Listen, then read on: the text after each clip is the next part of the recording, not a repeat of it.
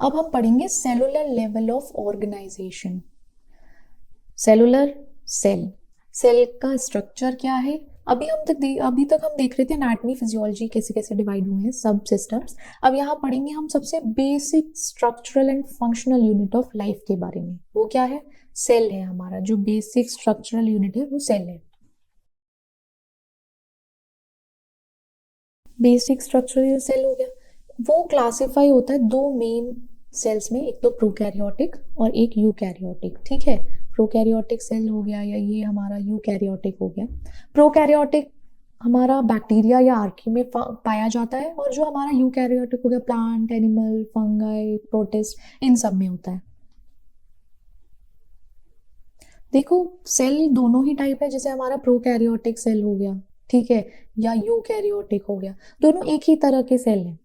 अब दोनों में कुछ ना कुछ तो कॉमन सिमिलैरिटीज होगी।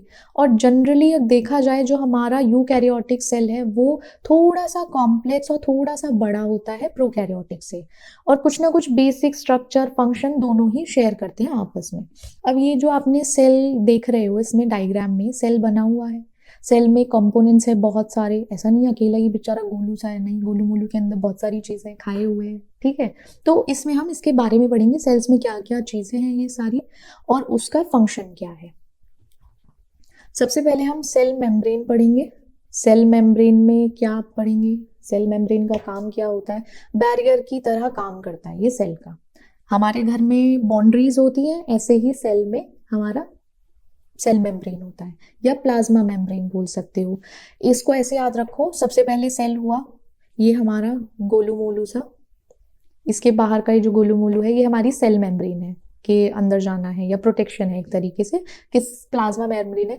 अब ये देखो, ये किससे मिलकर बनी होती है, कैसे बनी होती है? फॉस्फोलिपिड बाइलेयर मेम्ब्रेन होती है, जो प्रोटीन से बनी होती है। ठीक है, इसका फंक्शन होता है मूवमेंट कंट्रोल करना सब्सटेंस का, कि कौन अंदर जाएगा कौन बाहर आएगा। ठीक है, बैलेंस, आयंस न्यूट्रिएंट्स का बैलेंस करना, और एक ये कम्युनिकेशन भी करता है, cell to cell communication, recognition भी करता है सेल मेम्ब्रेन।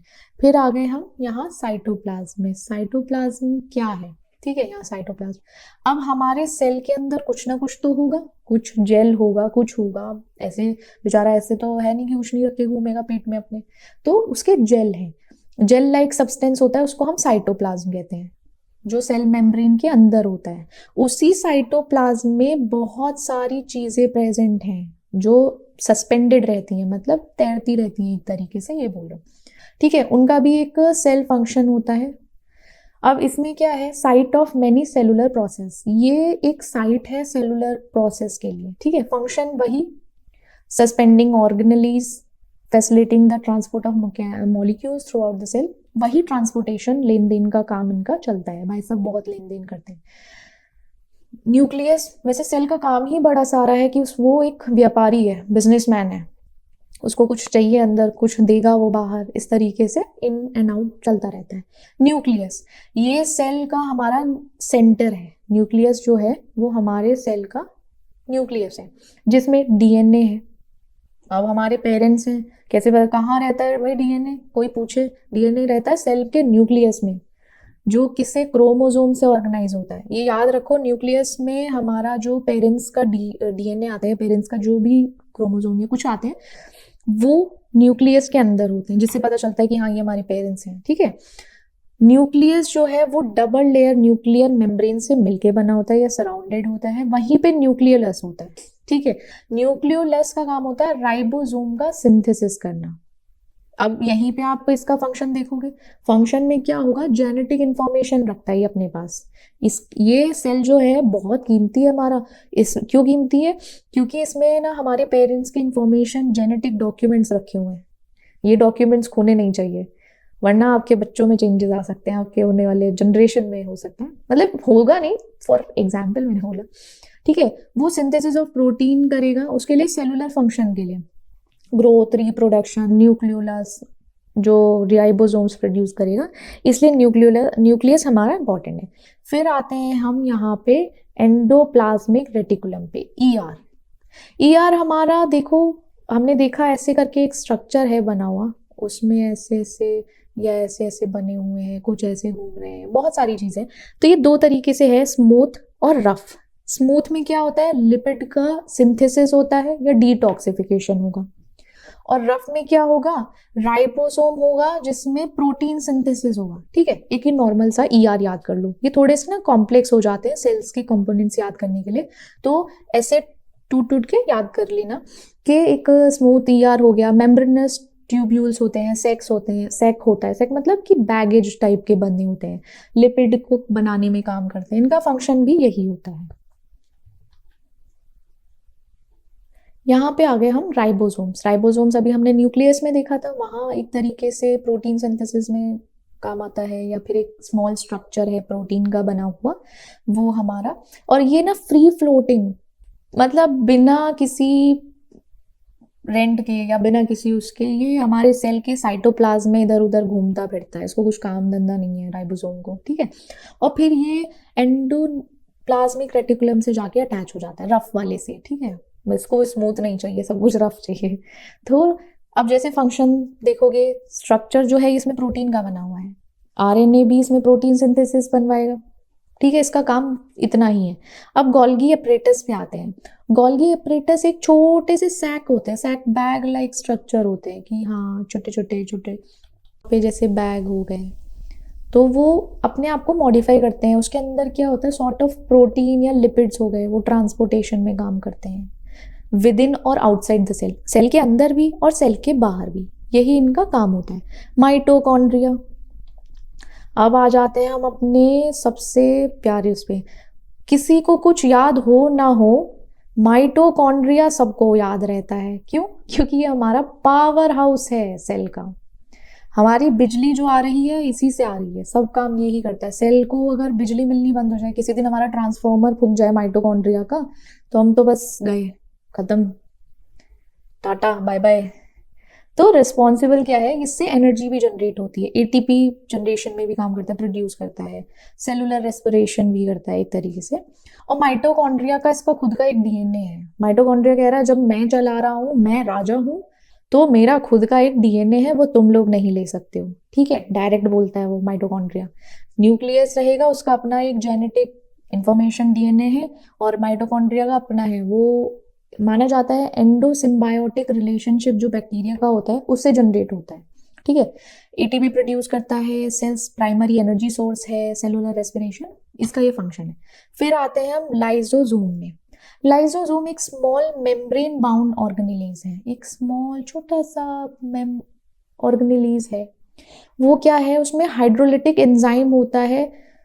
इसका वैसे लाइसोसोम में देखा जाए कैसे करके ऑर्गेनेलीज है, उसके अंदर कुछ है, उसका ब्रेक डाउन हुआ हाइड्रोलिटिक एंजाइम्स के थ्रू, तो उसमें क्या हो गया, कूड़ा कचरा इकट्ठा हो गया। ये सेलुलर लाइसोसोम ऐसे याद करो, सेल के अंदर का जो कचरा है वो लाइसोसोम है। मतलब फॉर याद करने के लिए याद रख लो, ऐसे मत लिखा ना कि लाइसोसोम एक सेलुलर कचरा है, नहीं सेलुलर कचरा नहीं है, इसके अंदर थोड़ा सा डिब्रिस होता है या वेस्ट होता है या कोई फॉरेन सब्सटेंस होता है, वो लाइसोसोम के ही थ्रू या तो निकल जाएगा या उसके अंदर रहता है। याद क्या रखना है हमें, हाइड्रोलिटिक एंजाइम, हाइड्रोलिटिक एंजाइम ही ब्रेक डाउन करेगा वेस्ट मटेरियल को, और कोई नहीं कर सकता। ठीक है, फिर आते हैं हम उसके पेरोक्सीसोम्स में। ये एक ऑर्गेनेलिज्म है जिसमें क्या होता है, एंजाइम, एक तो इसके अंदर एंजाइम होगा, वो क्या काम करेगा, मेटाबॉलिक रिएक्शन कराएगा। मेटाबॉलिक रिएक्शन जिसमें क्या होगा, फैटी एसिड हमारा टूटेगा और डिटॉक्सिफिकेशन हो जाएगा हार्मफुल सब्सटेंस का। मतलब कि हमारा एक एंजाइम है, वो मेटाबॉलिक रिएक्शन कराएगा। ठीक है, मेटाबॉलिक बहुत सारी मेटाबॉलिक रिएक्शन में भी काम करेगा, फैटी एसिड भी ब्रेक करेगा, और जो टॉक्सिक चीजें हैं उसको डिटॉक्सिक भी करेगा, इसका यही फंक्शन है। फिर आते हैं हम साइटोस्केलेटन में। यहाँ ये है हमारा साइटोस्केलेटन। अब हमारे सेल को भी शेप चाहिए, हमारे सेल को भी सपोर्ट की ज़रूरत है। अब भाई तुमको अच्छे अच्छे कपड़े पहनने हैं, एक स्ट्रक्चर रखना है, जिम जाना है, हमारे सेल की भी सोचो, साइटोस्केलेटन को कुछ स्केलेटन की ज़रूरत तो पड़ेगी। तो ऐसे ही एक ये फिलामेंट, प्रोटीन फिलामेंट का नेटवर्क बनता है। ठीक है, उससे क्या होता है, ये स्ट्रक्चरल सपोर्ट बनाता है। सपोर्ट बनेगा, उससे क्या होगा, हमारा सेल का एक शेप रहेगा, ऐसा शेप, ऐसा नहीं है कि भाई ऐसे बन गया, नहीं ऐसा कुछ नहीं होगा। ऐसा ही रहेगा वो सेल का शेप, और सेल के मूवमेंट और डिवीजन में काम आएगा। सेल एक जगह से दूसरी जगह, जैसे उसमें माइक्रोफिलामेंट्स हो गए, छोटे छोटे छोटे छोटे फिलामेंट्स हो गए, एक तरीके से माइक्रोट्यूब्यूल्स, माइक्रोफिलामेंट्स, इंटरमीडिएट फिलामेंट्स। तो इस तरीके से डिवीजन हमारा फिर सेल ब्रेक डाउन होगा, ऐसे डिवाइड होके। उसमें साइटोस्केलेटन हमारा बहुत जरूरी है, ठीक है। अब आते हैं हम ट्रांसपोर्टेशन के पार्ट पे। ट्रांसपोर्ट अक्रॉस सेल मेम्ब्रेन, मतलब ट्रांसपोर्ट कैसे होता है, सेल मेम्ब्रेन में लेन देन कैसे चलता है। अब यहाँ पे देखो, जैसे ट्रांसपोर्ट का हमारा क्या है, हमारी बस है, ट्रेन है, गाड़ी है, वो ट्रांसपोर्टेशन है, व्हीकल है हमारा जाएगा। ऐसे ही हमारे सेल मेम्ब्रेन में कैसे आदान प्रदान, ज्यादा अगर देखा जाए आदान प्रदान कैसे हुआ है, एक्सचेंज, ठीक है। इन्वायरमेंट में कैसे बाहर गई है कोई चीज और कैसे अंदर आई है, उस चीज को देखेंगे। और क्या, फिर वही होम्योस्टेसिस मेंटेन करने के लिए। अब यहाँ ट्रांसपोर्टेशन मैकेनिज्म को देखने के लिए हम इस चार्ट को देखेंगे। देखो चार्ट से ना बहुत जल्दी याद हो जाता है, बहुत इजी भी पड़ता है। तो आप ना क्या करो, चार्ट को ध्यान रखना, और इस चार्ट को ऐसे जैसे ये बना हुआ है, ऐसे बनाओगे इजीली याद हो जाएगा। एग्जाम में थ्योरी इतना ज्यादा हो जाता है कि याद करना मुश्किल हो जाता है, ठीक है। तुम कैसे कर सकते हो इसको भाई, चार्ट के फॉर्म में, डायग्राम के फॉर्म में, फिगर के फॉर्म में याद रखोगे ना, तो इजीली सब कुछ हो जाता है। तो ये टाइप्स ऑफ ट्रांसपोर्ट मैकेनिज्म है। इसमें एक तो हमारा पैसिव आ गया, ठीक है, passive, active, bulk transport. Passive में क्या हो गया, simple diffusion, facilitated diffusion, osmosis. Active में हमारा primary active transport, secondary active transport, उसे को ट्रांसपोर्ट भी बोलते हैं। बल्क ट्रांसपोर्ट में हमारा एंडोसाइटोसिस, एक्सोसाइटोसिस। अब सेकेंडरी में हम देखेंगे सिम्पोर्ट और एंटीपोर्ट। एंडोसाइटोसिस में फेगोसाइटोसिस, पिनोसाइटोसिस, ठीक है। अब हम इसको डिटेलिंग में पढ़ेंगे। पैसिव ट्रांसपोर्ट, पैसिव ट्रांसपोर्ट में एनर्जी की कोई जरूरत नहीं है, ठीक है। सबसे पहले हमें कुछ एनर्जी लगानी ही नहीं, हम आलसी है ये सेल, ये ट्रांसपोर्टेशन आलस बने की निशानी है, ठीक है। तो जैसे इसमें एनर्जी की रिक्वायर नहीं है सेल में, ये एक नेचुरल मूवमेंट। इसमें क्या होता है, हमारा एक मॉलिक्यूल है, ये मान लो ये मॉलिक्यूल है, इसको हमें मूव कराना है, नेचुरल मूवमेंट करानी है। तो कैसे मूव करेगा, एक हायर कंसंट्रेशन से लोअर कंसंट्रेशन। मतलब देखो, अगर आप पहाड़ों पे हैं, पहाड़ों पे अगर नीचे से ऊपर जाओगे आपको एनर्जी की रिक्वायरमेंट है, और वहीं आप पहाड़ों में ऊपर से नीचे आओगे तो पहाड़ों में जरूरत नहीं होती, माउंटेन्स में आपको क्लाइंब डाउन करने के लिए जरूरत नहीं होती। अब नीचे आओगे बिना एनर्जी के आओगे, हायर कंसंट्रेशन से लोअर कंसंट्रेशन। और इसमें जो हमें ध्यान रखना है, किसके अगेंस्ट आओगे आप, कंसंट्रेशन ग्रेडियंट के अगेंस्ट, ठीक है। इसमें 3 पार्ट आ गए, 3 सब टाइप्स जो है पैसिव के, सिंपल, फैसिलिटेटेड और ऑस्मोसिस। सिंपल डिफ्यूजन है इसमें, फिर हमारा फैसिलिटेटेड डिफ्यूजन है नीचे यहाँ, और फिर हमारा ऑस्मोसिस है, ठीक है। सिंपल डिफ्यूजन एक स्मॉल नॉन पोलर मॉलिक्यूल है, ठीक है। ऑक्सीजन हो गया, कार्बन डाइऑक्साइड हो गया, लिपिड सॉल्युबल सब्सटेंस हो गए, जो डायरेक्ट हमारी सेल मेम्ब्रेन में जा सकते हैं। सिंपल डिफ्यूजन, उसको कोई जरूरत नहीं है। एक ये प्रोसेस है जो किसके अगेंस्ट काम करता है, कंसंट्रेशन ग्रेडियंट के उसमें जाता है, और क्या करेगा, इक्विलिब्रियम, एक लेवल पे आ जाएगा। ये हमारा सिंपल डिफ्यूजन है, इसमें हमारी एनर्जी की जरूरत नहीं है। पैसिव में मान लो जरूरत नहीं है। फैसिलिटेटेड, फैसिलिटी मिलेगी तो काम करेगा भाई हमारा। मॉलिक्यूलर है, मॉलिक्यूल्स हैं हमारे, कोई भी पोलर हो गया, स्मॉल, लार्ज, सम, मतलब थोड़े से बड़े मॉलिक्यूल्स हैं, जैसे ग्लूकोज, अमाइनो एसिड्स हो गए, वो सेल मेम्ब्रेन में डायरेक्टली नहीं जा सकते। अब होता है ना, कुछ लोगों को डायरेक्ट एंट्री नहीं होती। अगर आप मेरे घर आओगे तो ऐसे डायरेक्ट थोड़ी आ जाओगे, किसी के साथ आओगे ना, जान पहचान वाले के। तो ऐसे ही उसको एक कैरियर चाहिए होता है, उसके साथ वो जाता है। या जैसे प्रोटीन हो गया, उसके साथ चिपक के चला गया कि चल भाई तू ले चल मुझे। कुछ लोग होते हैं ना, ट्रिप पे जाते हैं और सोचते हैं कि तू जा रहा है, इसके साथ चला जाऊंगा, कुछ खर्चा नहीं होगा। मतलब एक एग्जाम्पल है फैसिलिटेटेड डिफ्यूजन का, कि ग्लूकोज और अमाइनो एसिड कैसे पास ऑन होंगे मेम्ब्रेन में। ओस्मोसिस हमारा है, वाटर मॉलिक्यूल जो है एक सेलेक्टिव मेम्ब्रेन है, ठीक है, उसमें कैसे पास होगा, एक हायर कॉन्सेंट्रेशन है लोअर सॉल्यूट का। ये इसमें ओस्मोसिस में आपको ध्यान रखना है, एक लोअर सॉल्यूट का हायर वाटर कंसेंट्रेशन है, और यहाँ हायर सॉल्यूट कंसेंट्रेशन है। तो ये हायर वाटर कंसेंट्रेशन से लोअर वाटर कंसेंट्रेशन में मूव करेगा, ये ऑस्मोसिस है। ऑस्मोसिस बहुत क्रूशियल है, बहुत जरूरी है, एक वाटर बैलेंस करना और सॉल्यूट्स को बैलेंस करना, किसके अंदर, सेल के अंदर, ठीक है। ये ऑस्मोसिस का प्रोसेस है। अब यहाँ आते हैं हम एरिया ट्रांसपोर्टेशन में, ओह सॉरी एक्टिव ट्रांसपोर्ट में। एक्टिव ट्रांसपोर्ट में हमें ज़रूरत होती है, एक्टिव है ना, तो अगर कोई एक्टिव है उसको क्या चाहिए, वो लेजी था, यहाँ एक्टिव है, इसको एनर्जी चाहिए। ठीक है, एनर्जी चाहिए, उसके लिए यूजुअली किस फॉर्म में होगी, वो एटीपी फॉर्म में, एडिनोसिन ट्राइफॉस्फेट।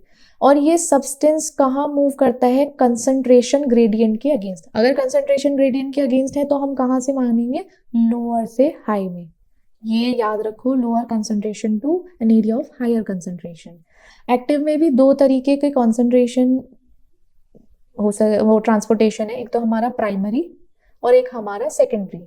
प्राइमरी में जो होता है, हमारी एनर्जी डायरेक्टली हाइड्रोलाइज होती है, हाइड्रोलाइसिस पंप होता है एटीपी, जो हमारे कंसंट्रेशन ग्रेडियंट के अगेंस्ट में काम करता है।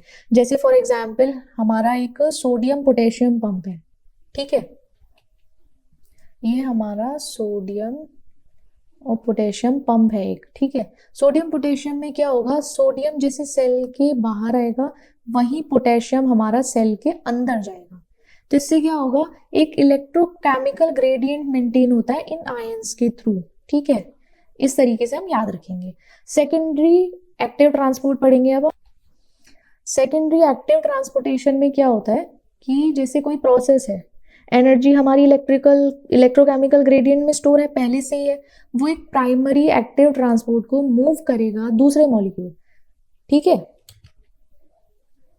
ये मान के चलो कि हमारा जो प्राइमरी एक्टिव ट्रांसपोर्ट में इलेक्ट्रोकेमिकल ग्रेडियंट के अगेंस्ट जो एनर्जी स्टोर हुई है पहले से ही, वो ही दूसरे मॉलिक्यूल को क्या कराएगी, मूव कराएगी, किसके अगेंस्ट, कंसंट्रेशन ग्रेडियंट। अब सिम्पोर्ट और एंटीपोर्ट देखो आप, symport both molecules move in same direction, antiport molecules moves in opposite. Symport मतलब वो सपोर्टिव है। अब गर्लफ्रेंड बॉयफ्रेंड है, जब सब बात सही चल रही है तो एक डायरेक्शन में जा रहे हैं, सेम डायरेक्शन में, और वहीं जहां लड़ाई हुई एक अलग डायरेक्शन में चला गया और एक अलग डायरेक्शन में। तो इस तरीके से याद रखो, सिम्पोर्ट सेम और एंटीपोर्ट अलग अलग, ठीक है। एग्जाम्पल इसमें याद रख सकते हो आप, एक्टिव ट्रांसपोर्ट में ग्लूकोज सोडियम सिम्पोर्टर, ठीक है, जिसमें ग्लूकोज सेल्स के अंदर जाएगा, किसके साथ, सोडियम के साथ, ठीक है। तो इसको ऐसे याद रख लो। बल्क ट्रांसपोर्ट में हमें ये याद रखना है, मतलब बल्क मतलब समझ जाओ कि बहुत सारा एक इकट्ठा होके जा रहा है बल्क में, ठीक है। उसमें क्या होगा, वेसाइकल्स बनते हैं, इसमें जो मेन चीज़ है ना, वेसाइकल्स फॉर्म होंगे सेल्स में, इस तरीके से छोटे छोटे छोटे छोटे अंदर बाहर। तो वो क्या करते हैं, लार्ज पार्टिकल्स या लार्ज क्वांटिटीज को फैसिलिटेट करते हैं, ले जाने का काम करते हैं। इसमें जो दो मेन थिंग है हमारी, एंडोसाइटोसिस और एक्सोसाइटोसिस है। एंडोसाइटोसिस में क्या होता है, एंगल्फ कर लेता है लार्ज पार्टिकल्स को, बहुत सारे पार्टिकल्स को ये खा लेता है लार्ज वॉल्यूम्स में। जैसे ये हमारा एक सेल हो गया, सेल में एक बैग फॉर्म हुआ, वेसाइकल फॉर्म हुआ, उसके अंदर इनवर्ड मेम्ब्रेन में, ठीक है, उसमें मॉलिक्यूल्स हैं, जैसे फ्लूइड हो गया या कोई पार्टिकल हो गया, ठीक है, वो फॉर्म होगा। ऐसे ही ना एंडोसाइटोसिस में अंदर होगा, और एक्सोसाइटोसिस में क्या होगा, वो रिलीज आउट हो जाएगा बाहर, जो है उसका प्रोसेस है वो बाहर निकाल देगा, एंडो में अंदर ले लेता है, एक्सो में क्या है, ये बाहर बन गया और ये बाहर चला गया। अब आते हैं हम इसके टाइप्स पे, सब टाइप्स जो है इसके, फैगोसाइटोसिस सेल ईटिंग, और पिनोसाइटोसिस सेल ड्रिंकिंग, ठीक है। ये तो खान पीन, ये तो फूड ही है, ये तो खाएगा ही खाएगा, ये सेल ईटिंग है। फैगो मतलब ईटिंग, फूड ही है। और पिनोसाइटोसिस हमारा बेवड़ा है, sorry for the word. Pinocytosis का मतलब है ड्रिंकिंग, उसको अल्कोहल का थोड़ा सा चस्का है, याद रखने के लिए, ऐसा है नहीं, ठीक है, कभी उसको पिनोसाइटोसिस को बदनाम कर दो तुम। पिनोसाइटोसिस सेल ड्रिंकिंग होता है, कि पार्टिकल्स जो होगा वो लिक्विड ही होगा। एक तरीके से थर्ड है हमारा रिसेप्टर मीडिएटेड एंडोसाइटोसिस, ठीक है। इसमें स्पेसिफिक मॉलिक्यूल जो होता है वो बाइंड करता है रिसेप्टर की, रिसेप्टर से बाइंड करेगा, सेल मेम्ब्रेन पे जो रिसेप्टर है वो बाइंड करेगा, फिर क्या करेगा, ट्रिगर करेगा वेसाइकल को फॉर्म करने के लिए, कि मॉलिक्यूल बाइंड हुआ रिसेप्टर से और क्या करेगा, वेसाइकल फॉर्म करेगा। फिर आते हैं हम एक्सोसाइटोसिस, ये हमारा एंडोसाइटोसिस हो गया, ये एक्सोसाइट। ये एक प्रोसेस है जिसमें एक्सपेलिंग होता है लार्ज पार्टिकल्स, फ्यूजिंग अब वेसाइकल, ठीक है। यहाँ क्या था, सेल मेम्ब्रेन के अंदर वेसाइकल फोल्ड हो रहा था, यहाँ एक्सपेल हो रहा है, बाहर निकाला जा रहा है, कि ठीक है you are expelled from the cloth, ऐसे करके, बट हाँ एक्सपेल कर दिया। ये हमारा बहुत ज़रूरी है, किसके लिए, हार्मोन्स के सिक्रीशन के लिए, न्यूरोट्रांसमीटर्स के लिए और वेस्ट प्रोडक्ट के लिए। बहुत ज़रूरी है। अब हम पढ़ते हैं सेल डिवीजन। ठीक है, अब हम पढ़ेंगे सेल डिवीजन कैसे हुआ। सेल डिवीजन जो बहुत ज़रूरी एक इम्पॉर्टेंट प्रोसेस है या बेसिक प्रोसेस बोल लो, जिसमें एक पेरेंट सेल है, ये हमारा सेल हो गया पेरेंट, ये क्या करेगा, अपने आप को डिवाइड कर देगा 2 या मोर में, एक डॉटर सेल्स में। पेरेंट सेल डॉटर सेल्स में डिवाइड हो जाता है। क्यों होता है, इसलिए होता है जिससे ग्रोथ हो सके, रिपेयर कर सके, रिप्रोड्यूस कर सके लिविंग ऑर्गेनिज्म में। और 2 टाइप के सेल डिवीजन होते हैं हमारे, एक तो यूकैरियोटिक में देखोगे तो माइटोसिस होता है, और अगर हमारा प्रोकैरियोटिक में देखोगे तो बाइनरी फ्यूजन। ठीक है, बाइनरी फ्यूजन हो जाएगा।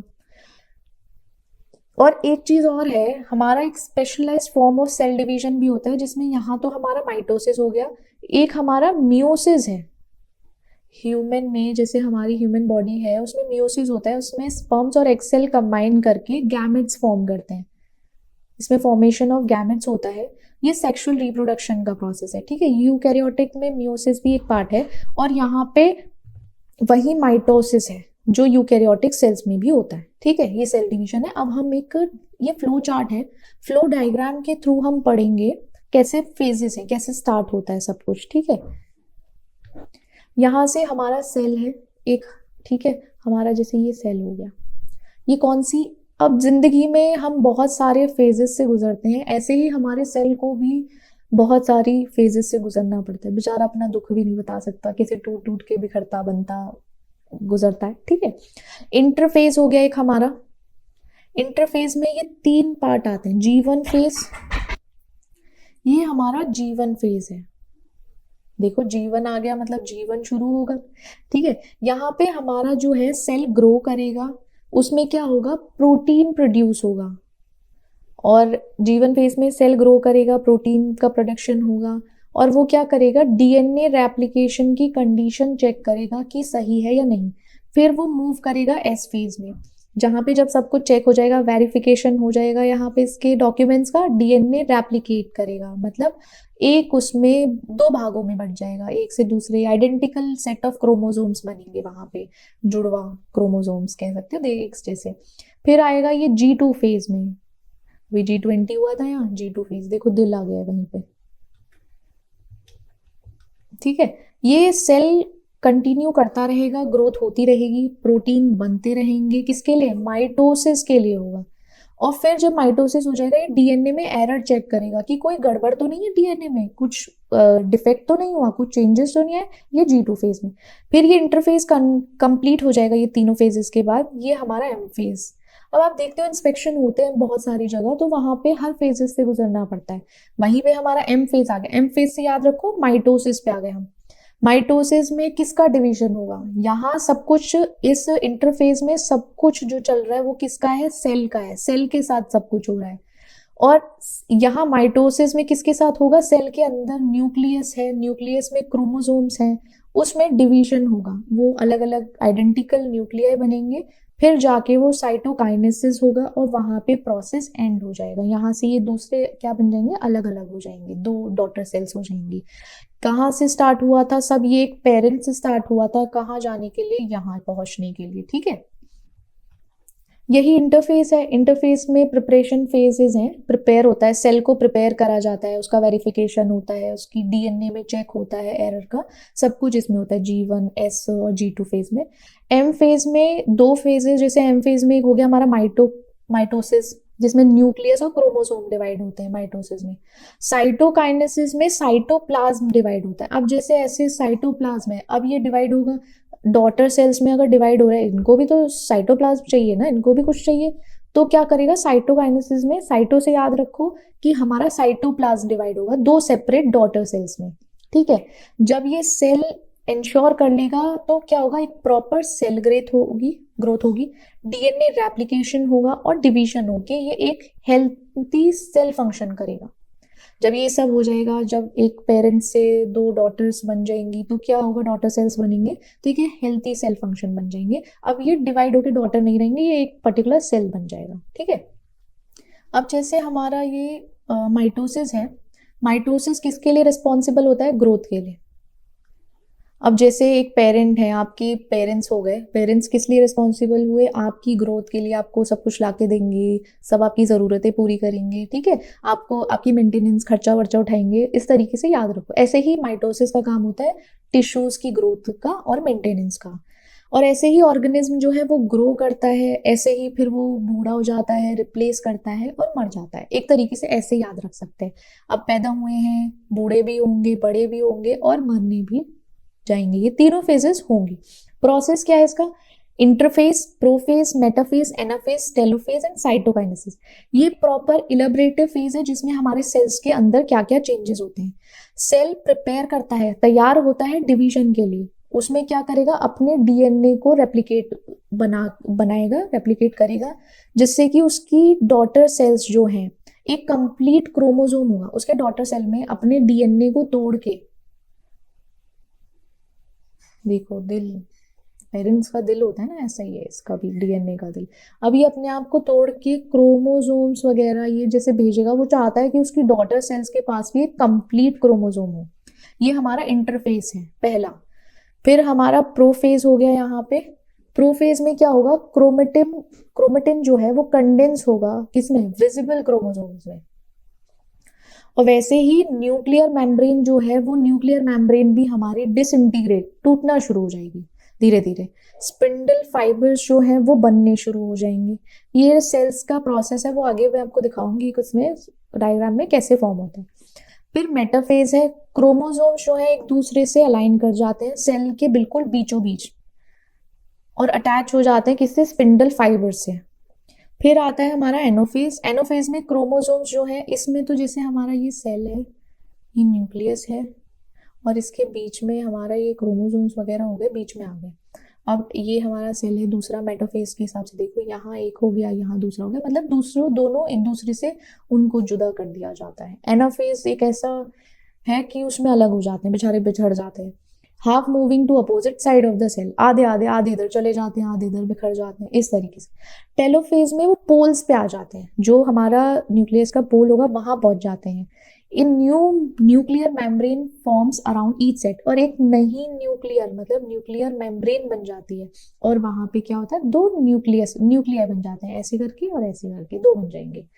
फिर साइटोकाइनेसिस में क्या होगा? यहाँ पे अपना साइटोप्लाज्म इनको देगा कि भाई लो, तुम भी मेरी जायदाद का आधा हिस्सा रख लो, और तुम भी पेरेंट्स का तो बेचारे बच्चों में ही दे देते हैं कि बच्चों को करना है, तो उन्हें जब सेपरेट करना ही है डॉटर सेल्स को, तो वो अपना साइटोप्लाज्म, अपनी जायदाद थोड़ी थोड़ी दोनों में बांट देते हैं, each with an identical set of chromosome. और लेकिन उनके जो क्रोमोसोम्स होते हैं वो सेम रहते हैं। ये हमारा पूरा माइटोसिस का प्रोसेस है।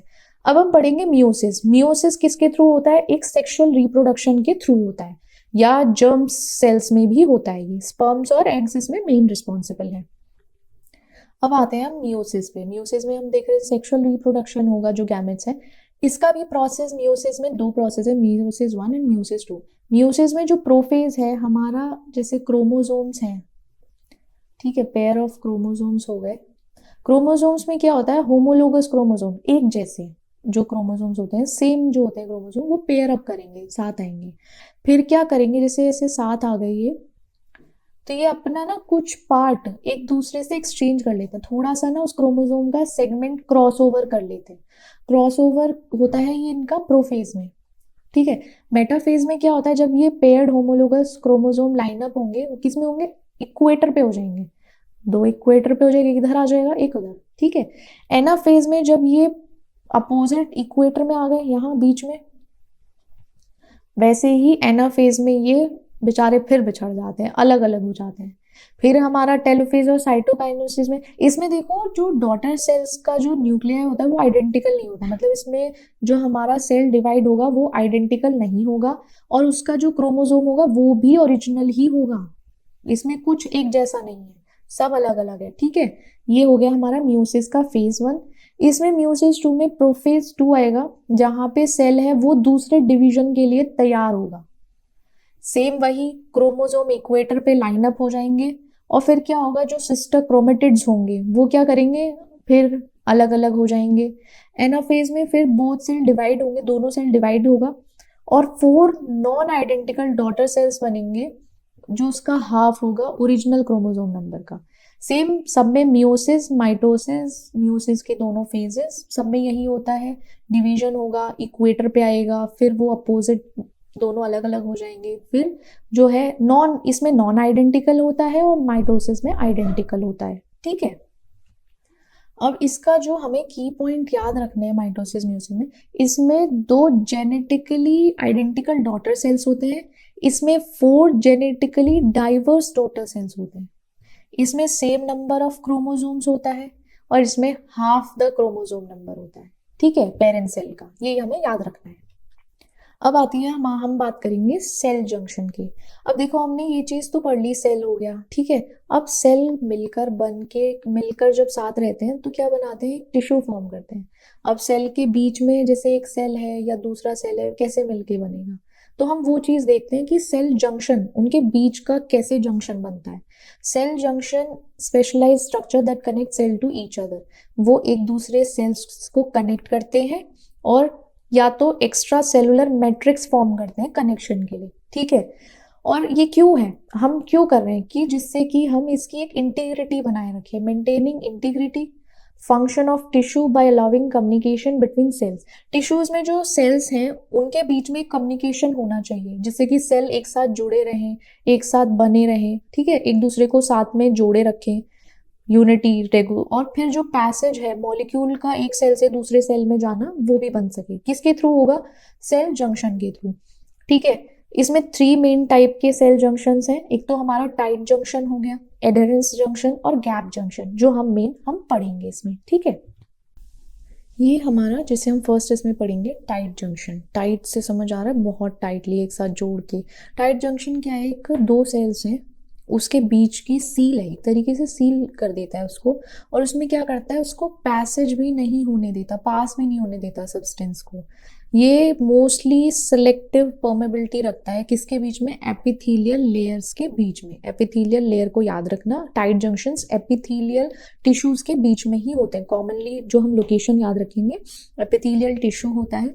और जैसे लाइनिंग इंटेस्टाइन्स की या ब्लड वेसल्स की लाइनिंग है, उसमें के बीच होता है। स्ट्रक्चर जो होता है ये प्रोटीन से मिलकर बना होता है, जिसमें क्लोडिन्स या ओक्लोडिन्स होता है, वो एक कंटिन्यूअस बैरियर बना रहता है। और इसको ना टाइट जंक्शन को हम एक और क्या चीज नाम देते हैं, हम इसको ऑक्लूडिंग जंक्शन भी बोलते हैं, क्योंकि ये ऑक्लूडिन से बना होता है तो इसको हम ऑक्लूडिंग जंक्शन बोलते हैं। वहीं पे सेकंड आता है हमारा एडहेरेंस। यहाँ हमारा है एडहेरेंस। एडहेरेंस जंक्शन में और या डेस्मोसोम्स में, या इनको बोल दो एंकरिंग जंक्शंस हो गए। इन जंक्शंस का काम क्या होता है, मैकेनिकल स्टेबिलिटी प्रोवाइड करना। कैसे, एंकरिंग करके सेल्स को एक दूसरे के या मैट्रिक्स को मेंटेन करके। और ये क्या करते हैं, ये टिश्यूज जो होते हैं ना, ये रेजिस्ट करते हैं टिश्यू किसे, स्ट्रेचिंग और टीयरिंग में रेजिस्ट हेल्प करते हैं, कि जिससे कि टिश्यू स्ट्रेच और टीयरिंग ना हो। एडहेरेंस जंक्शन में कनेक्ट करता है एक्टिन साइटोस्केलेटन। ये है हमारा actin cytoskeleton of one cell to another, एक सेल से दूसरे। इंपॉर्टेंट जो है, क्या करता है ये, मेंटेनेंस, शेप और टेंशन जो टिश्यू के बीच में। अरे ये वो वाली टेंशन नहीं है कि टिश्यू में या सेल्स में टेंशन हो गई, नहीं नहीं। टेंशन एक तरीके से टिश्यूज में शेप भी बनी रहे, और जैसे अगर वो ऐसा है तो ऐसा ही रहे, ऐसा नहीं कि ऐसा हो गया वो। ठीक है, डेस्मोसोम्स हो गए हमारे। डेस्मोसोम में इंटरमीडिएट फिलामेंट्स जो होते हैं वो कनेक्ट करते हैं एक सेल के दूसरे सेल से, और ये क्या प्रोवाइड करते हैं, एक स्ट्रॉन्ग फोर्स प्रोवाइड करते हैं, किसके बीच में, सेल्स के बीच में। ठीक है, फिलामेंट से याद रखो, डेस्मोसोम्स हमारे फिलामेंट्स होते हैं। इनकी हमें लोकेशन याद रखनी है, जैसे टिश्यूज में पाए जाते हैं। मैकेनिकल स्ट्रेस हो गया जैसे, वहां पे हो गए, स्किन्स में, मसल, हार्ट की मसल्स में। ठीक है, ये वहां पे होंगे एडहेरेंस। और किससे मिलके, प्रोटीन से बने होते हैं, बट किससे, कैडरिन से, जैसे एडहेरेंस जंक्शन और डेस्मोसोम्स, जो लिंक है हमारा साइटोस्केलेटन के बीच का। थर्ड है हमारा गैप जंक्शन। गैप होना चाहिए, कम्युनिकेट हो सके, एक तरीके से हमारा वो कम्युनिकेटिंग जंक्शन है। ठीक है, अब इसका फंक्शन क्या है, कम्युनिकेटिंग से ही समझ आता है कि अगर यार 2 लोगों के बीच में कम्युनिकेशन नहीं होगा ना, तुम सोचो तुम दोस्त हो दोनों, और तुम दोनों की बातचीत नहीं है, तो किस बात के दोस्त हो फिर, कम्युनिकेशन ही नहीं है। एक तरीके से ये डायरेक्टली तुम्हें क्या करेगा, कम्युनिकेशन कराएगा दोनों सेल्स के बीच में। और क्या करेगा, तुम दोनों, अगर जैसे तुम दोनों दोस्त हो, ठीक है, तुम दोनों दोस्त हो ना, तो तुम्हारे में अगर कम्युनिकेशन नहीं होगी तो तुम एक दूसरे से, अगर तुम्हें इसका पेन चाहिए कैसे मांगोगे, नहीं मांग पाओगे ना। तो इसका ऐसे ही तुम्हें कम्युनिकेशन होगा तो तुम कहोगे यार मुझे पेन दे दे, यार मैं तेरा आज बर्गर खा लेता हूँ, या तू बर्गर लाया लंच में, इस तरीके से ये हमारा एक फंक्शन। वो पैसेज होता है आयंस का, न्यूट्रिएंट्स का, किसी भी सिग्नलिंग मॉलिक्यूल्स का, ये हमारा कम्युनिकेटिंग जंक्शंस में होता है। इसकी लोकेशन जो है कार्डियक मसल्स में पाई जाती है, including found in many tissues, बहुत सारे टिश्यूज में होता है, बट जो इसकी मेन लोकेशन है वो है कार्डियक मसल्स में। ये फैसिलिटेट करता है सिंक्रोनाइज्ड कॉन्ट्रैक्शन, मतलब हमारे हार्ट में जो कॉन्ट्रैक्शन होता है ना, लब डब की आवाज आती है हार्ट से, दुख दुख दुख दुख दुख दुख, तो एक उसमें कॉन्ट्रैक्शन भी होता है, रिलैक्सेशन ऐसे करके होता रहता है। तो वो यहाँ इस सेल का जो कार्डियक मसल्स होते हैं वहां पे होता है। और किससे मिलके, देखो प्रोटीन से बना है, तो किससे, कौन सा प्रोटीन है, कोनेक्सिन प्रोटीन है, जो एक चैनल फॉर्म करता है, कोनेक्सॉन्स फॉर्म करता है किसमें, नेबरिंग सेल्स में, कि आपके पड़ोसी के और आपके पड़ोसी सेल का कोई एक कैसे फॉर्म हो, बॉन्ड कैसे फॉर्म करेगा, वो एक कोनेक्सॉन का चैनल बनाएगा। वैसे ही ये गैप जंक्शंस का सेल्स में काम होता है, ठीक है। स्ट्रक्चर वो हमने कोनेक्सॉन्स के थ्रू बताया नेबरिंग सेल्स में कैसे होता है। की रोल जो होता है इनका, मेजर रोल करते क्या है, एक तो बैरियर फंक्शन में, टाइट जंक्शन बैरियर बनाता है, ठीक है। की रोल जो मेन है बैरियर फंक्शन, टाइट जंक्शन में जो होगा हमारा बैरियर, इधर उधर नहीं जाने दूंगा मैं तुम्हें, बहुत स्ट्रिक्ट हूँ, होता है ना घर के बड़े लोग बहुत स्ट्रिक्ट होते हैं, जाने नहीं देते, वो उसका काम है टाइट जंक्शन का, सख्त सख्त लौंडा, वो सुना है ना साकिर खान का। तो वो बैरियर का काम करता है।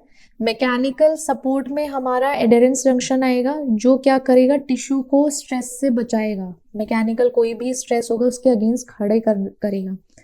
हमारा गैप जंक्शन सेल कम्युनिकेशन का काम करता है, कि सेल के बीच में बातचीत होती रहे, सिग्नल्स आते जाते रहें, वरना क्या फायदा अगर आपके सेल्स में आस पड़ोस में पड़ोसी से बात ही ना हो, तो क्या फायदा उसका घर लेने का, उसका घर हटवा दो, नहीं ऐसा करना नहीं। सेल कम्युनिकेशन होता रहना चाहिए। एक these junctions are essential for structure functions of tissue in multicellular organism, ये बहुत जरूरी है स्ट्रक्चर मेंटेन करने के लिए भी, उनका फंक्शन हो टिश्यूज में, और एक ये टिश्यू को इंटीग्रिटी प्रोवाइड करते हैं जिससे कि एक सेल का बिहेवियर डेवलप होता है। ये हमारे की रोल्स हैं। अब इसमें हम जनरल प्रिंसिपल देखते हैं, सेल कम्युनिकेशन में क्या एक कैसे होता है, क्या प्रोसेस है, ठीक है। एक हमारा मल्टी सेलुलर ऑर्गेनिज्म है, वो क्या करेगा, सेल को कोऑर्डिनेट करवाएगा, मतलब सेल कोऑर्डिनेट करेगा एक्टिविटीज में, रिस्पॉन्ड भी करेगा, चेंज होगा अगर एनवायरनमेंट में, और होम्योस्टेसिस भी मेंटेन करेगा। तो ये कैसे होगा, अब हम इसमें देखेंगे इसके जो जनरल प्रिंसिपल हैं एक तरीके से क्या क्या होगा। पहला है हमारा सिग्नल जनरेशन, ये बहुत, इसके नाम से ही आपको पता चल रहा है सिग्नल जनरेशन, सिग्नल जनरेट होगा, कैसे पता चलेगा। एक हमारा सिग्नलिंग सेल है, सिग्नलिंग सेल बाहर की जो चेंज हो रहा है, बहुत बाहर जो भी ऊंच नीच हो रही है या फिर ऊपर नीचे हो रहा है कुछ भी इन्वायरमेंट में, तो वो बताएगा, एक रिस्पॉन्स जनरेट करेगा, सिग्नल जनरेट करेगा, ठीक है। वहीं सिग्नल ट्रांसमिशन में हमारा सिग्नल को आगे मॉलिक्यूल्स जो है, एक्स्ट्रा सेलुलर स्पेस है, उसके थ्रू वो क्या करेगा, ट्रांसपोर्ट करेगा, ट्रांसमिट कर देगा एक से दूसरे के पास। ये हमारा सिग्नल ट्रांसमिशन हो गया। सिग्नल मॉलिक्यूल होता है, वो ट्रैवल करेगा एक्स्ट्रा सेलुलर स्पेस के थ्रू या सर्कुलेटरी सिस्टम के थ्रू, जब तक कि वो अपने टारगेट सेल पर नहीं पहुंच जाता। उसी में हमारे जो कॉमन मोड्स हैं, ऑटोक्राइन आ गया, पैराक्राइन हो गया। ऑटोक्राइन में सिग्नलिंग सेल रिलीज होता है एक लाइगेंड के बाइंड होने पे, जब लाइगेंड रिसेप्टर से बाइंड होगा किसी सेल के सरफेस पे, वो एक एक्टिविटी प्रोड्यूस करेगा, मतलब एक इफेक्टिव एक्टिविटी देगा, ठीक है। फिर वहां आ गया हमारा पैराक्राइन सिग्नलिंग, इस सिग्नलिंग में जो सेल रिलीज करेगा लाइगेंड, जैसे लाइगेंड होगा वो इफेक्ट करेगा नेबरिंग सेल को, मतलब क्लोज जो आपका सबसे है, देखो यहाँ पे जो क्लोज है उसके नेबरिंग सेल्स में सिग्नलिंग सेल रिलीज करेगा। जैसे यहाँ एक सेल हो गया, ये दूसरा हो गया पैराक्राइन, इससे इसके पास जाएगा, तो ये क्लोज प्रॉक्सिमिटी में जो है। अब एंडोक्राइन पे आ जाते हैं। एंडोक्राइन सिग्नलिंग में हॉर्मोन्स रिलीज होंगे, किसके, ब्लड स्ट्रीम के थ्रू, जो ट्रैवल करेंगे डिस्टेंस, बहुत लंबे डिस्टेंस में, लॉन्ग डिस्टेंस ट्रैवल करेंगे, और क्या, टारगेट पे पहुंचेंगे। पूरी बॉडी में कहीं भी कोई भी टारगेट है हमारा सेल का, वो हार्मोन ब्लड स्ट्रीम के थ्रू वहां तक पहुंचेगा। फिर आता है हमारा जक्स्टोक्राइन सिग्नलिंग। इसमें क्या होता है, सेल टू सेल कांटेक्ट होता है। डायरेक्ट अगर इस सेल से उस सेल तक जाना है, ए सेल से अगर बी सेल तक पहुंचना है, तो वो कैसे होगा, ये अटैच होता है, इंटरेक्ट भी करता है इसमें। सिग्नलिंग सेल जो सरफेस पे सिग्नलिंग सेल है वो इंटरेक्ट करेगा किससे, रिसेप्टर से, जो टारगेट सेल के पे लगा हुआ है। अब जैसे देखो ए है हमारा, यहाँ बी पे एक रिसेप्टर लगा है, ए पे लगा है, तो क्या करेगा, यहाँ से यहाँ तक ही जाएगा डायरेक्ट, बीच में कोई उसका लेना देना किसी से नहीं है। ठीक है, ये जक्स्टोक्राइन सिग्नलिंग है। अब आते हैं हम सिग्नलिंग रिसेप्शन पे। यहाँ से हम देखेंगे टारगेट सेल जो डिटेक्ट करेगा सिग्नलिंग मॉलिक्यूल को। ठीक है, यहाँ पे ये हमारा सिग्नलिंग मॉलिक्यूल है, उसको डिटेक्ट करेगा। किसके थ्रू डिटेक्ट करेगा, एक पर्टिकुलर रिसेप्टर के थ्रू, या प्रोटीन रिसेप्टर हुआ, और फिर जो क्या करेगा, जो हमारे सेल मेम्ब्रेन पे होता है या सेल मेम्ब्रेन के अंदर होता है, ऐसे रिसेप्टर टारगेट सेल जो है ऐसे रिसेप्टर को डिटेक्ट करेगा। फिर जो रिसेप्टर प्रोटीन है वो स्पेसिफिक लाइगेंड से जाके बाइंड हो जाएगा। एप्रोप्रिएट टारगेट जो सेल है हमारा सेम है, वो स्पेसिफिक लाइगेंड से ही बाइंड होगा। ठीक है, फिर हम आएंगे सिग्नल ट्रांसडक्शन पे। सिग्नल ट्रांसडक्शन में जो होता है, इसमें जो ये सिग्नल ट्रांसडक्शन है ना, सिग्नल ट्रांसडक्शन में ये ना बहुत लंबा हो गया, आप लोग बोर हो जाओगे इसे पढ़ते पढ़ते। इसके ना जो फ्रंट अगर आप जैसे याद रखोगे, सिग्नल ट्रांसडक्शन जैसे रिसेप्टर आ गया, वो बाइंड किया लाइगेंड से, फिर जो जो चेंजेस हुए उसके अंदर कैसे कैसे चेंजेस हुए, मॉडिफिकेशन कह दो, आजकल तो सब लोग modification, modify car, modify bikes ऐसे चल रहे हैं। इस तरीके से हमारा रिसेप्टर लाइगेंड से, ये हमारा रिसेप्टर है, ये लाइगेंड से बाइंड होगा, तो जिस सेल है उसके अंदर कुछ कॉन्फॉर्मेशनल चेंजेस होंगे, और वहीं पे ना इंट्रासेलुलर सिग्नलिंग इवेंट्स भी होंगे, मतलब अंदर उसके सेल्स के अंदर ही चेंजेस हो जाएंगे। वो हम लोग ज़्यादा डीप में नहीं जाएंगे, इतना ही पढ़ेंगे। जैसे प्रोटीन का मॉडिफिकेशन हो गया, किसी प्रोटीन का मान लो एक्टिवेशन कर दिया या डीएक्टिवेट कर दिया उसको, ठीक है, ऐसे एंजाइम्स हो गए, सेकेंडरी मैसेंजर हो गए, ये हमारा सिग्नल ट्रांसडक्शन में आता है। फिर आएगा हमारा सेलुलर रिस्पॉन्स। सेलुलर, अब देखो ये सब काम तो हो गया, ठीक है, अब जैसे ये सब काम हुआ है, अब सेल का रिस्पॉन्स भी करेगा। सिग्नल ट्रांसडक्शन पाथवे एक चेंज प्रोड्यूस करता है, किसमें, टारगेट सेल के अंदर, जैसे कि या तो आपके जीन में चेंज कर देगा, जीन एक्सप्रेशन में थोड़ा बहुत चेंज होगा, ऑल्ट्रेशन, अप्स एंड डाउन आ जाएंगे, प्रोटीन सिंथेसिस में अप्स डाउन आ सकते हैं, एंजाइम की कोई एक्टिविटी या तो बहुत ही एम्पलीफाई हो सकती है, बहुत ही रिड्यूस लेवल पे जा सकती है। ऐसे ही हमारा सेलुलर, अब देखो आप सेल के साथ छेड़छाड़ करोगे, कुछ ना कुछ तो होगा। आप किसी बैठे हुए, या सोचो कोई आराम से बैठा हुआ, उसे जाके छेड़ दो, उसका कान खींच दो या कुछ कर दो, मार दो उसको थप्पड़ उप्पड़, तो भाई वहां से एक रेस्पॉन्स तो जनरेट होगा। ऐसे ही हमारा सेल क्या करेगा, जो उसके हक में है, जैसे जीन एक्सप्रेशन को ऊपर नीचे कर देगा, प्रोटीन के सिंथेसिस को ऊपर नीचे कर देगा। अब ये भी देख सकते हो सेल डिवीजन में भी चेंज आ सकता है, कि माइग्रेशन हो गया। अब ज्यादा तुम उसको सेल को ज्यादा परेशान कर दोगे, वो अपोप्टोसिस कर लेगा, कि भाई ठीक है अब समय आ गया खत्म कर दो सब, इस तरीके से। तो थोड़ा हमें ये ध्यान रखना है। अब सिग्नल टर्मिनेशन, सिग्नल जनरेट हो गया, ट्रांसमिट हो गया, ट्रांसडक्शन हो गया, रिस्पॉन्स हो गया, अब सिग्नल खत्म कैसे करोगे, टर्मिनेट भी तो करना है उसको, टर्मिनेशन भी होना जरूरी है। तो उसको प्रिवेंट करने के लिए, कि जिससे उसका कंटिन्यूअस एक्शन बना रहे, सेंसिटिविटी रहे या मेंटेन रहे उसकी न्यू सिग्नल के लिए, तो हमारा सेल क्या करेगा, जो आने वाले दूसरे टाइम पे उसको सेल जो है रिस्पॉन्स को टर्मिनेट कर देगा। और ये इसका ना बहुत सारे मैकेनिज्म है, जैसे रिमूवल और डिग्रेडेशन ऑफ सिग्नलिंग मॉलिक्यूल। उसमें या तो सिग्नलिंग मॉलिक्यूल जो है हमारा, ये जैसे ये सिग्नलिंग मॉलिक्यूल हो गया कोई भी, उसको क्या करेगा, डिग्रेड, खत्म कर देगा, कि भाई ये ज्यादा परेशान कर रहा है, इसको उठा दो, खत्म कर दो, इस तरीके से इस मॉलिक्यूल को निपटा दो। तो ऐसे ही इनएक्टिवेट कर देगा या तो रिसेप्टर को या सिग्नलिंग प्रोटीन को। टर्मिनेशन का मतलब है कहीं ना कहीं कुछ एक चीज को, जैसे एक पूरी लाइन है, वो उस लाइन से एक बंदे को हटा लो तो दूसरे तक सिग्नल ही नहीं जाएगा, वहीं पे वो जो मैसेज था या वो जो था वो टर्मिनेट हो जाएगा। अब यहाँ पे पढ़ेंगे इंट्रासेलुलर, सेल के अंदर जो पाथवेज हैं, सिग्नलिंग पाथवे एक दूसरे को सिग्नल कर रहे हैं, वो कैसे एक्टिवेट होते हैं एक्स्ट्रा सेलुलर सिग्नल से, मतलब सेल के बाहर के जो सिग्नल मॉलिक्यूल्स हैं वो कैसे अंदर के सेल को एक्टिवेट्स करते हैं। जैसे हमने ऊपर पढ़ा था अभी, वैसे ही यहाँ पे क्या होगा, हमारा सेल रिस्पॉन्ड भी करेगा और जो चेंजेस उसके एनवायरनमेंट, सेल के एनवायरनमेंट के बाहर हो रहे हैं उसको भी अपनाएगा। तो इसमें देखो सिग्नल जनरेशन हुआ, यहाँ जो हमारा मॉलिक्यूल है लाइगेंड हुआ, वो एक सिग्नल मॉलिक्यूल है, वो बना, फिर वो रिलीज कर दिया गया सेल में, जिससे कि जो स्टिमुलस है, बाहर से कोई भी स्टिमुलस है, स्टिमुलाई है, उसका एक जनरेशन है, मतलब लाइक हमने एक सिग्नल जनरेट किया है, फिर वो ट्रांसमिट भी होगा, सिग्नल ट्रांसमिशन होगा। एक सिग्नल जो हमारा लाइगेंड है वो ट्रैवल करेगा एक्स्ट्रा सेलुलर स्पेस में, मतलब अपने सेल के अंदर से बाहर जाएगा, वहां पे टारगेट सेल्स के पास, किसके पास पहुंचेगा, टारगेट सेल। ये कैसे पूरा होगा, ये जो ऑटोक्राइन है, पैराक्राइन है, एंडोक्राइन है, इन सिग्नलिंग्स के थ्रू जाएगा। फिर वो हमारा सिग्नल रिसेप्शन, सिग्नल रिसेप्शन में हमारे ये रिसेप्टर्स आते हैं, रिसेप्टर्स उन लाइगेंड जो ये signal generation, signalling molecule generate हुआ है, वो कहीं पहुंचेगा, कोई रिसेप्टर बैठा होगा उसको लेने के लिए रिसेप्शन पे, कि रिसीव कर लूं, तो वो टारगेट सेल डिटेक्ट करके लाइगेंड वहां स्पेसिफिक रिसेप्टर पे जाके बैठ जाएगा सेल मेम्ब्रेन पे, या तो सेल मेम्ब्रेन के ऊपर होगा या सेल मेम्ब्रेन के अंदर होगा, ठीक है। जैसे हमारा जीपीसीआर हो गया, जी प्रोटीन कपल रिसेप्टर, इसमें ना जी प्रोटीन से लाइगेंड बाइंड होगा और अंदर उसके चेंजेस होंगे सेल के।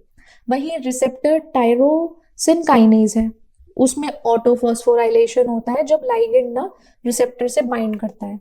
ये लाइगेंड गेटेड आयन चैनल्स होते हैं, इसमें क्या होता है, लाइगेंड आयन चैनल से बाइंड करता है, जैसे आयन का फ्लो है मेम्ब्रेन के अंदर, वो उसके रिस्पॉन्स में बाइंड करता है। न्यूक्लियर रिसेप्टर हो गया, वो सेल के अंदर होता है, वो डायरेक्टली क्या करता है, जीन एक्सप्रेशन को रेगुलेट करता है। जब लाइगेंड बाइंड करेगा तो तब उस सेल के अंदर जीन एक्सप्रेशन रेगुलेट होगा, ये हमारा सिग्नल रिसेप्शन में आ जाएगा। अब आता है हमारा सिग्नल ट्रांसडक्शन, उसमें भी हमने पढ़ा था। अब सब कुछ हो गया, लाइगेंड निकल गया, पहुंच गया जहां उसे पहुंचना था, अब वो कुछ ना कुछ तो करेगा, वहां पे क्या होंगे, कॉन्फॉर्मेशनल चेंजेस होंगे जब लाइगेंड बाइंड करेगा। इंट्रासेलुलर जो है अंदर चेंजेस होंगे, जैसे सेकेंडरी मैसेंजर में सीएमपी इंक्रीज होगा, डिक्रीज हो जाएगा, कैल्शियम का इंक्रीज हो जाएगा या डिक्रीज होगा। और वहां पे ना ये होता है कि वो या चाहे, उसका मन है, मतलब एक स्पेसिफिक लाइगेंड स्पेसिफिक रिसेप्टर पे जब बाइंड करता है, या तो वो कोई प्रोटीन या एंजाइम या सेकेंडरी मैकेनिज्म को एक्टिवेट करेगा या उसको डीएक्टिवेट करेगा। सिंपली ये होगा कि वो सिग्नल या तो एम्प्लीफिकेशन कर देगा या फिर उसको डिक्रीज कर देगा। एक तरीके से हम ये सिग्नल ट्रांसडक्शन में देखेंगे।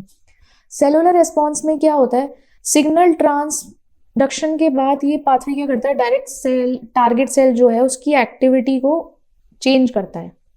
सेल जाएगा, टारगेट पे पहुंचेगा, भाई जीन एक्सप्रेशन बदल दो। अब आप बैंक में जाओगे, उससे बोलोगे मेरा ड्राफ्ट बना दो, या मेरा ये कर दो, या मेरा वो कर दो। इस तरीके से ना सेलुलर रिस्पॉन्स, यहाँ पे सेल रिस्पॉन्स करवाएगा, उससे चेंजेस करेगा, उसमें टारगेट सेल जो है उसकी एक्टिविटीज में चेंजेस आएंगे, सेल डिवीजन में चेंजेस आ सकते हैं, डिफरेंशिएशन में आ सकते हैं। और अगर ज्यादा ही करोगे उस पर तो वो अपोप्टोसिस में चला जाएगा कि भैया मैं तो जा रहा हूँ, मैं तो सब छोड़ छाड़ के अपना परलोक सिधार जाऊंगा। इसलिए ज्यादा उसको फोर्स नहीं करना है सेलुलर रेस्पॉन्स में, भैया मतलब रेस्पॉन्स है। अब आते हैं हम सिग्नल टर्मिनेशन। अब भैया अपना काम हो गया पूरा जो होना था, और या आपको लगा कि ये सही नहीं है, तो वहां क्या करेगा हमारा जो सेल है, तो वो एक क्या करेगा, टर्मिनेशन लेटर दे देगा, भाई तू अब निकल बाहर, तेरा हो गया। या तो उसने अपना एक गोल अचीव करना था वहां जाकर, वो पूरा हो गया, अब पूरा होने के बाद उसका काम खत्म, अब यहाँ पे टर्मिनेशन हो गया, उसने अपना सिस्टम खत्म कर दिया। अब हम बात करते हैं forms of intracellular signalling. Intracellular से हम देखो, एक बात ध्यान रखो, इंट्रा जो है अंदर, सेल के अंदर की सिग्नलिंग कैसे हो रही है, जैसे सेल के अंदर कैसे मूवमेंट हो रहा है या पाथवे है। एक तरीके से याद रखो, कम्युनिकेशन कैसे हो रहा है, सेल्स के बीच का कम्युनिकेशन हम कैसे कर पा रहे हैं, ठीक है। और इसमें क्या होता है, हमारा सेल कैसे रिस्पॉन्ड करेगा, कोऑर्डिनेट करेगा फंक्शन से।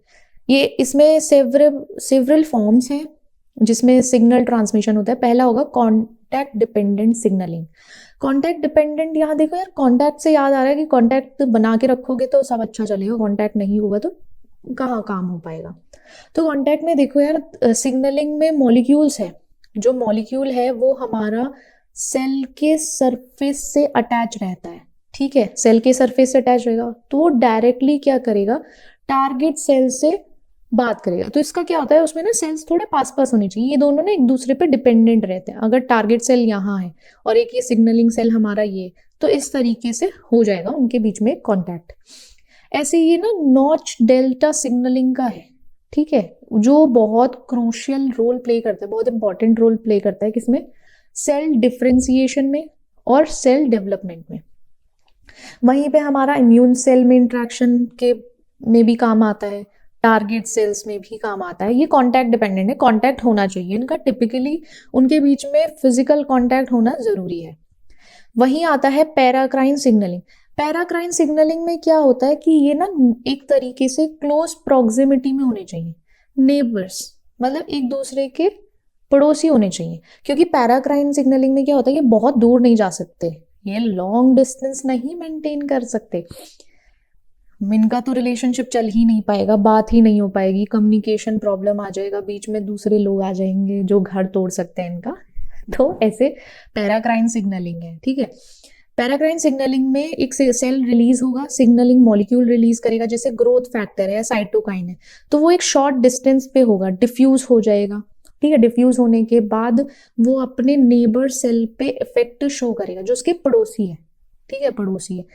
अब यहाँ पे हम देख सकते हैं कि जो मॉलिक्यूल्स है वो रैपिडली डिग्रेड होता है। पैराक्राइन सिग्नलिंग में जो मॉलिक्यूल होता है वो बहुत जल्दी डिग्रेड होता है, मतलब एकदम उसका विनाश हो जाता है, नष्ट हो जाता है बहुत जल्दी। और अगर वो या तो कोई उसको पड़ोसी ले लेगा कि भाई ठीक है पार्सल जा रहा था उठा लो इसको, है तुम करोगे ना ऐसा कि इसका पार्सल जा रहा है पैसे देने नहीं पड़ेंगे तो इसका सेल या पार्सल उठा लो, तो ऐसे ही ना नियर बाय सेल्स उसको ले जाते हैं, या रेंज ऑफ एक्शन ही नहीं हो पाती। तो पैराक्राइन सिग्नलिंग बहुत छोटे डिस्टेंस के लिए तो सही है, बट लॉन्ग डिस्टेंस के लिए नहीं है। Paracrine signalling essential role in wound healing. देखो एक बात सुनो, अब जो कपल्स हैं साथ रहेंगे तो बातचीत करके निपटा लेंगे जो चीज है, और वहीं वो अगर जैसे दूर हो गए तो ना तो वो अपने जख्मों पे मरहम लगवा सकते हैं उनसे, ना टिश्यू रिपेयर, मतलब रिपेयर कुछ नहीं होगा। ऐसा ही हमारा पैराक्राइन सिग्नलिंग है। वहीं पे आता है हमारा सिनेप्टिक सिग्नलिंग। सिनेप्टिक सिग्नलिंग में हम पढ़ेंगे नर्वस सिस्टम के उसमें कैसे न्यूरॉन्स, सिनेप्टिक सिग्नलिंग, इसमें साइनेप्स का भी एक रोल है। हमारा एक नर्वस सिस्टम है, हमारा तो चलो एक ही नर्वस सिस्टम है, नर्वस सिस्टम में एक तरीके का ये पैराक्राइन सिग्नलिंग है कि यहाँ नर्वस सिस्टम से स्टार्ट हुआ, ये जा रहा है यहाँ तक, ऐसे मूव करेगा, और यहाँ पे जैसे सिग्नल है, यहाँ से साइनेप्स न्यूरॉन्स है, यहाँ न्यूरॉन्स है अलग अलग, यहाँ न्यूरोट्रांसमीटर रिलीज होंगे, ठीक है, मॉलिक्यूल्स होंगे, साइनेप्स पे पहुंचेगा सिग्नल। साइनेप्स से क्या होगा, ये न्यूरॉन्स के बीच का जो कम्युनिकेशन है वो हमारा साइनेप्टिक सिग्नलिंग के बीच में आता है। ये एक इलेक्ट्रिकल सिग्नल पास ऑन करेगा हमारा न्यूरॉन, ठीक है, वो साइनेप्स पे पहुंचेगा, वहां से न्यूरोट्रांसमीटर मॉलिक्यूल्स छोड़े जाएंगे, वो प्री सिनेप्टिक न्यूरॉन्स पे जाएंगे, वहां रिलीज होंगे, डिफ्यूज हो जाएंगे, फिर साइनेप्टिक क्लेफ्ट में वो पिकअप कर ले जाएंगे। जब वो पोस्ट साइनेप्टिक न्यूरॉन्स तक पहुंचेंगे तो क्या करेंगे, टारगेट सेल जो है हमारा वहां पे जाकर उनका काम होगा। और ये बहुत ही प्रिसाइज होता है, बहुत एक पर्टिकुलर होता है प्रोसेस, जिसमें क्या होता है सिग्नलिंग अलाउ होता है, बहुत जल्दी सिग्नल अलाउ होता है, और क्या करता है इंफॉर्मेशन ट्रांसफर करता है, एकदम एफिशिएंट इंफॉर्मेशन होती है ट्रांसफॉर्मेशन का, मतलब इंफॉर्मेशन की एकदम ट्रांसफॉर्मेशन होगा कि यहाँ से यहाँ पे इंफॉर्मेशन ट्रांसफर करो जल्दी जल्दी ऐसे। वहीं पे आता है हमारा एंडोक्राइन सिग्नलिंग। एंडोक्राइन सिग्नलिंग से हमारा देखो हॉर्मोन्स है, बस ये याद रखो कि हॉर्मोन है, हॉर्मोन्स का रिलीज, इसमें हॉर्मोन्स का रिलीज होगा, एंडोक्राइन सेल या ग्लैंड्स क्या करेंगे, ब्लड स्ट्रीम में हमारे ब्लड में हॉर्मोन्स रिलीज करेंगे। फिर अब देखो एंडोक्राइन का लॉन्ग डिस्टेंस रिलेशनशिप अच्छा चलता है, पैराक्राइन का नहीं चलता, वहाँ शॉर्ट डिस्टेंस है।